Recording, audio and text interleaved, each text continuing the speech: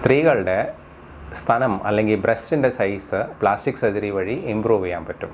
അപ്പോൾ നമ്മുടെ പ്രാക്ടീസിൽ ഏറ്റവും കോമൺലി ചെയ്യുന്ന 3 പ്രൊസീജിയേഴ്സ് ഉണ്ട് ബ്രസ്റ്റിൻ്റെ അപ്പിയറൻസിനെ ഇമ്പ്രൂവ് ചെയ്യാനുള്ളത്. അപ്പോൾ ഏതൊക്കെയാണ്? ഒന്നെന്ന് പറഞ്ഞാൽ ബ്രസ്റ്റ് ഓഗ്മെൻറ്റേഷൻ. ബ്രസ്റ്റ് ഓഗ്മെൻറ്റേഷനിൽ നമ്മൾ സ്തനത്തിൻ്റെ സൈസ് കൂട്ടുകയാണ് ചെയ്യുന്നത്.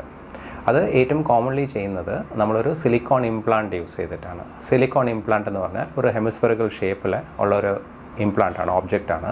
അത് നമ്മൾ ബ്രസ്റ്റിൻ്റെ പിൻഭാഗത്ത് നമ്മൾ വയ്ക്കും.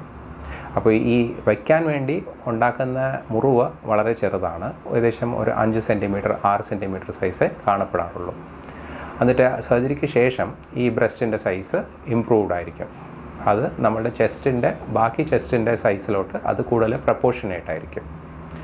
ഇപ്പോൾ ഇംപ്ലാന്റിലോട് താല്പര്യമില്ലാത്ത ആൾക്കാർക്ക് ഒരു ഓപ്ഷനാണ് ഫാറ്റ് ഗ്രാഫ്റ്റിംഗ്. ഫാറ്റ് ഗ്രാഫ്റ്റിങ്ങിൽ നമ്മൾ ശരീരത്തിൻ്റെ വേറൊരു ഭാഗത്തിൽ നിന്ന് നമ്മൾ കൊഴുപ്പെടുത്ത് അത് നമ്മൾ ബ്രസ്റ്റിലോട്ട് ഇഞ്ചെക്റ്റ് ചെയ്യുകയാണ്.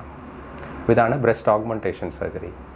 വേറെ തരം ഉള്ളൊരു ഓപ്പറേഷൻ എന്ന് പറഞ്ഞാൽ ബ്രസ്റ്റ് റിഡക്ഷൻ സർജറിയാണ്. ചില ആൾക്കാർക്ക് അവരുടെ സ്തനത്തിൻ്റെ സൈസ് ഒരുപാട് വലുതായത് കാരണം ബുദ്ധിമുട്ടുണ്ടാവാറുണ്ട്. ഈ ബുദ്ധിമുട്ടെന്ന് പറഞ്ഞാൽ ചിലപ്പോൾ ഫിസിക്കൽ സിംറ്റംസ് ആയിരിക്കും. അത് കാരണം അവർക്ക് ചിലപ്പോൾ കഴുത്തിൽ വേദന, തോളിൽ വേദനയൊക്കെ കാണപ്പെടാറുണ്ട്.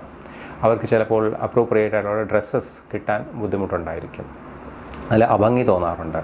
അപ്പോൾ ഇങ്ങനത്തെ സിറ്റുവേഷൻസിൽ ബ്രസ്റ്റ് റിഡക്ഷൻ സർജറി അല്ലെങ്കിൽ റിഡക്ഷൻ മാമോപ്ലാസ്റ്റി വഴി നമ്മൾ ബ്രസ്റ്റിൻ്റെ സൈസും അതിൻ്റെ ഷേപ്പും ഇമ്പ്രൂവ് ചെയ്യുകയാണ്.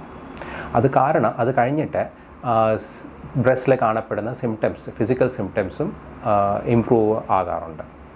വേറെ തരം ഉള്ളൊരു ഓപ്പറേഷനാണ് ആക്സിലറി ബ്രസ്റ്റ് എക്സിഷൻ. ചില ആൾക്കാർക്ക് അവരുടെ കക്ഷത്തിൽ സ്തനത്തിൻ്റെ കോശങ്ങൾ കാണപ്പെടാറുണ്ട്. അത് കൗമാരപ്രായം അല്ലെങ്കിൽ പ്രഗ്നൻസി, ലാക്ടേഷൻ ആകുമ്പോൾ ഈ കോശത്തിൻ്റെ സൈസ് വലുതായത് കാരണം കക്ഷത്തിൽ ഒരു മുഴ ഉള്ളതുപോലെ തോന്നാറുണ്ട്. ഇത് കാരണം ചിലപ്പോൾ അഭംഗിയായിട്ട് തോന്നാറുണ്ട്. ചിലവർക്ക് ഡ്രസ്സസ് ഇടാൻ ബുദ്ധിമുട്ടായിരിക്കും.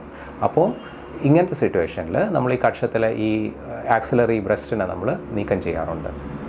അപ്പോൾ ഈ 3 തരം ഓപ്പറേഷൻസിനും നീണ്ട കാലത്ത് ആശുപത്രിയിൽ കിടക്കേണ്ട ആവശ്യമില്ല. ഇതെല്ലാം ഷോർട്ട് സ്റ്റേ അല്ലെങ്കിൽ OPD പ്രൊസീജിയേഴ്സാണ്. അത് കഴിഞ്ഞിട്ട് ഇതിൻ്റെ റിക്കവറി ഫാസ്റ്റാണ്. എന്നിട്ട് 1 മാസം ആകുമ്പോൾ തന്നെ ആൾക്കാർക്ക് റെസ്ട്രിക്ഷൻസ് ഒന്നുമില്ല. അവർക്ക് ഏത് തരം എക്സസൈസൊക്കെ ചെയ്യാൻ പറ്റും.